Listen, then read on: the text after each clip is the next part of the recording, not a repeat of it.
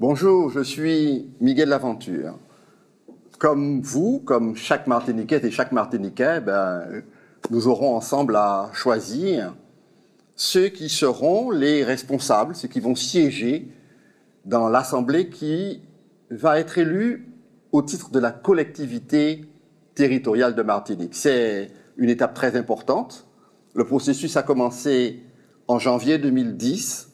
Rappelez-vous, le 10 janvier 2010, les Martiniquaises et les Martiniquais ont dit avec beaucoup de clarté, en majorité 80%, qu'ils ne souhaitaient pas sortir de l'article 73, celui qui est dédié aux départements et aux régions d'outre-mer, qu'ils voulaient y rester dans cet article 73. Ils ont donc rejeté l'article 74, qui est l'article de l'autonomie.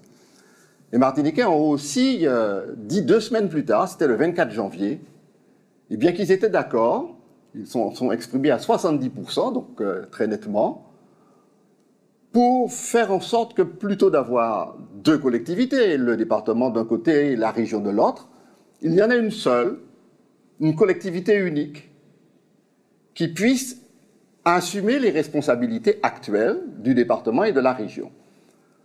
La loi du 27 juillet 2011 a décidé d'appeler cette nouvelle collectivité territoriale de Martinique. Alors, son mode d'élection est un peu particulier, ses perspectives sont évidemment avec des points d'interrogation.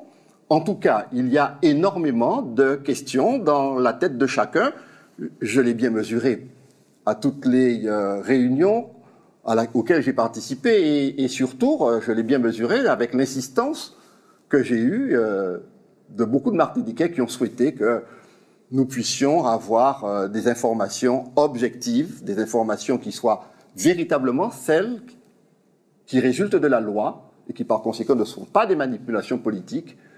Et j'ai donné mon accord pour que nous puissions avoir ces entretiens, j'en propose 4, qui nous permettent de véritablement bien connaître cette collectivité territoriale de Martinique qui vient, bien nous approprier ce qu'elle est, ce qu'elle sera, et par conséquent faire un vote avec une connaissance de cause, un vote éclairé.